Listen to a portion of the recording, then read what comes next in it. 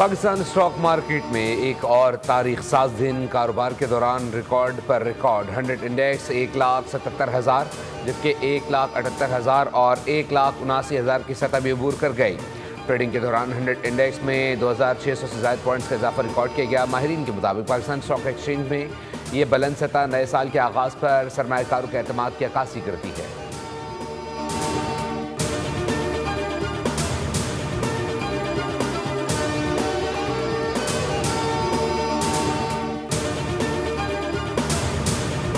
वज़ीर-ए-आज़म शहबाज शरीफ की ज़ेर सदारत वफाकी काबीना का इजलास। इस्लामाबाद में नए बल्दियाती निज़ाम से मुतालिक कानून साजी की सिफारिशात पर गौर किया गया। काबीना इजलास में CCLC की 3 दिसंबर और 30 दिसंबर की सिफारिशात पर गौर हुआ।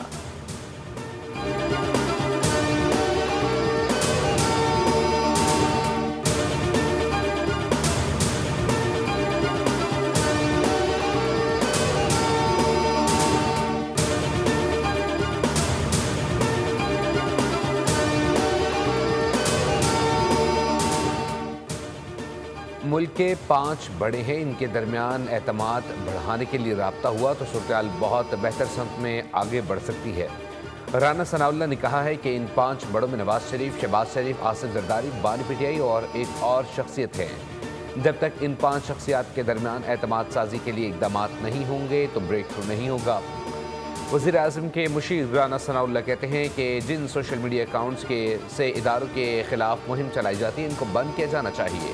PTI क़यादत ये कहकर जान नहीं छुड़ा सकती कि इन अकाउंट्स पर इनका कोई कंट्रोल और ताल्लुक नहीं। PTI की 8 फरवरी की अपील नाकाम हो गई। PTI पहिया जाम नहीं कर पाएगी।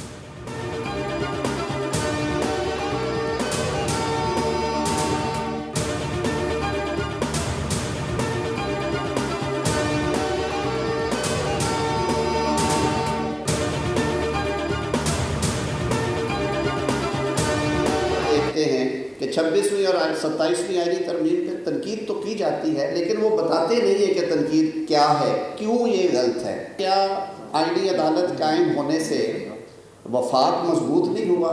क्या अदालती निज़ाम उससे और ज़्यादा ट्रांसपेरेंट नज़र नहीं आएगा? 26वीं और 27वीं तरमीम पर तनकीद तो की जाती है मगर ये नहीं बताया जाता कि तरमीम गलत क्यों हैं। वज़ीर कानून आज़म नज़ीर तारड़ का रावलपिंडी में तकरीब से खिताब में कहना था कि हुकूमत और अदलिया की कोई अना नहीं होती। बोले आईनी अदालत के क़याम से अदलिया मज़ीद मजबूत होगी।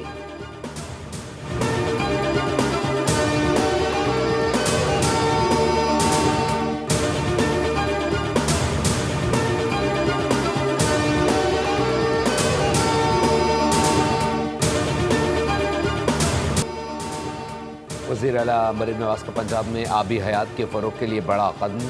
सरगोदा और अलीपुर में 5,600 एकड़ श्रिम्प फार्मिंग का प्लान तैयार कर लिया गया। मरीम नवाज का कहना है कि पंजाब में ब्लू इकॉनमी का ये अब तक का सबसे बड़ा मनसूबा है। श्रिम्प फार्मिंग के आगाज़ से पंजाब की बरामदात में बड़ा इजाफा होगा। बंजर ज़मीनों को पहली बार काबिल इस्तेमाल बनाया जा रहा है। मनसूबे से हज़ारों नौजवानों के लिए रोज़गार के मौके पैदा होंगे।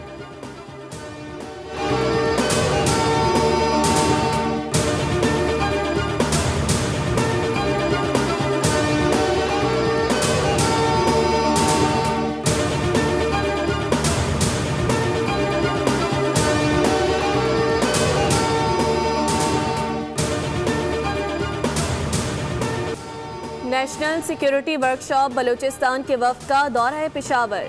गवर्नर खैबर पख्तूनख्वा और कोर कमांडर पेशावर से मुलाकातें की। मुख्तलिफ कौमी और इलाकाई उमूर पर तफसीली ब्रीफिंग दी गई। शिरका ने यादगार शोहदा पर हाजिरी दी और मादरे वतन के लिए जानों का नजराना पेश करने वाले शोहदा के इसाले सवाब के लिए फातिहा ख्वानी की। वफ्द ने शोहदा को ज़बरदस्त खराज अकीदत पेश करते हुए उनकी कुर्बानियों को कौम का कीमती असासा करार दिया।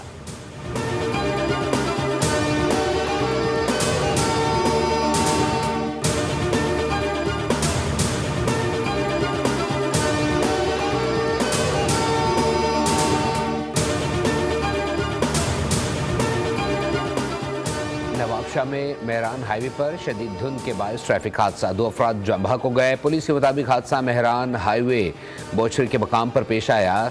जाम बहक अफराद का ताल्लुक नवाबशाह के नवाही इलाके से है।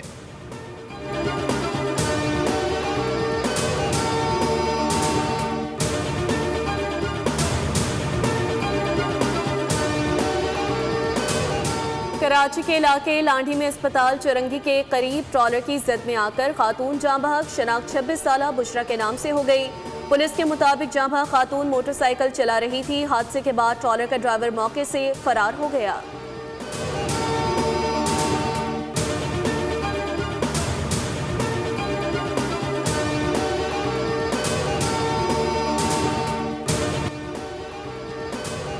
स्विट्जरलैंड के स्की रिजॉर्ट टाउन के बार में आतिशबाजी से हलाकतों की तादाद 47 हो गई। मीडिया रिपोर्ट्स के मुताबिक वाक़े के नतीजे में 115 अफराद जख्मी भी हुए। हादसा 9:30 की तकरीब के दौरान पेश आया। सुकाम के मुताबिक मुतासरीन में गैर मुल्की भी शामिल। स्विट्जरलैंड के सदर का कहना है कि स्विस शहर में कौमी परचम 5 रोज़ तक सिरनगू रहेगा। गुज़िश्ता रोज़ पेश आने वाले वाक़या मुल्क की तारीख का बदतरीन सानहा है। वज़ीर आज़म शहबाज शरीफ ने बार आतिशबाजी वाक़े में होने वाले जानी नुकसान पर इजहार अफसोस किया। कहा कि मुश्किल वक्त में स्विस हुकूमत और स्विट्जरलैंड के अवाम के साथ खड़े हैं।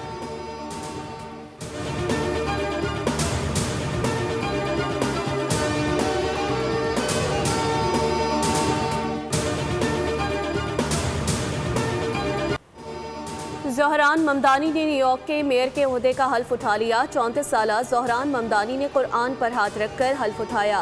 सिटी हॉल में मुनक़दा तकरीब से खिताब करते हुए कहा कि न्यूयॉर्क का मेयर मुंतखब होना मेरे लिए एजाज़ की बात है। न्यूयॉर्क के शहरियों के साथ हर मुश्किल में खड़ा रहूँगा।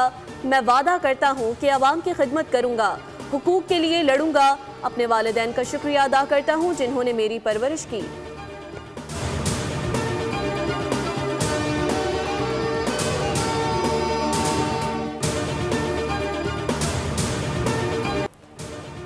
PSL के 10 साल मुकम्मल। PCB ने वीडियो जारी कर दी। PSL ने शायकीन के दिल में ख़ास मकाम बनाया। दुनिया भर के नामवर खिलाड़ियों का एतमाद हासिल किया। लीग महज एक T20 टूर्नामेंट नहीं, एक मजबूत आलमी स्पोर्ट्स ब्रांड बन चुकी है। पाकिस्तान की मेहमान नवाजी और इंतजामी सलाहियतों को भी दुनिया के सामने उजागर किया।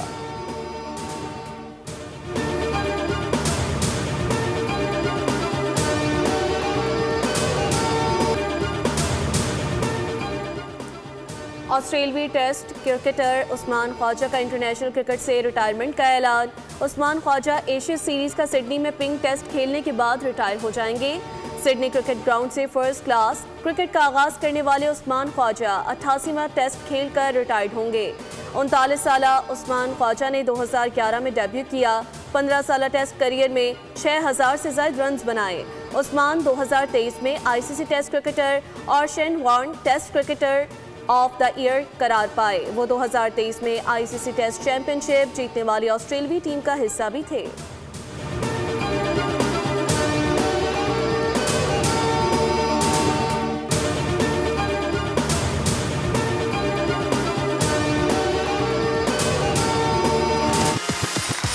यहाँ एक दफा फिर आप सबको खुशामदीद कहते हैं। बोल नाइट्स विद कौन है? सबसे पहले फैज़ल भाई खाली कप है, इसमें कॉफी भरवा दे। जो लोग एक्टिंग को शायद आना चाहते हैं, भैया जिंदगी ले जाती है ये काम। इतने बुरे स्क्रिप्ट कौन सी फैक्ट्री से आ रहे हैं? मैं 30 साल से इस इंडस्ट्री में हूँ। बदतमीज है, काम छोड़ देता है। जब मैं सेट पे पहुंचते थे तो लोग थोड़ा डर जाते थे कि वो गुंडा आ गया। असल में भाभी हैं वो, शमून खामखा बदनाम है। बोल एंटरटेनमेंट की सबसे बड़ी रात आप सबकी स्क्रीन पर जल्द आने वाली है। एक ऐसी रात जहां सितारे चमकते हैं और कहानियां बोलती हैं और एंटरटेनमेंट नई बुलंदियों को छूता है। बोल नाइट्स एक ऐसा शो जहां आपके फेवरेट स्टार्स होंगे, फेवरेट होस्ट फैसल कुरैशी के मज़ेदार सवालात होंगे। बोल नाइट्स विद फैसल कुरैशी नशर होगा हर इतवार की रात 10 बजे सिर्फ बोल एंटरटेनमेंट पर।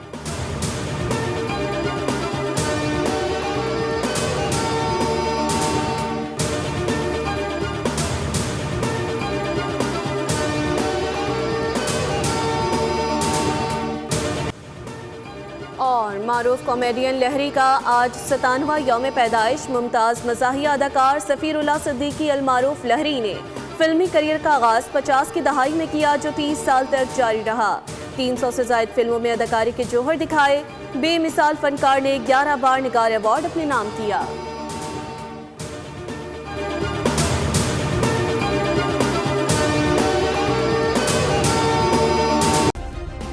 सब्सक्राइब करें और बेल दबाएं ताकि कोई खबर रह न जाए।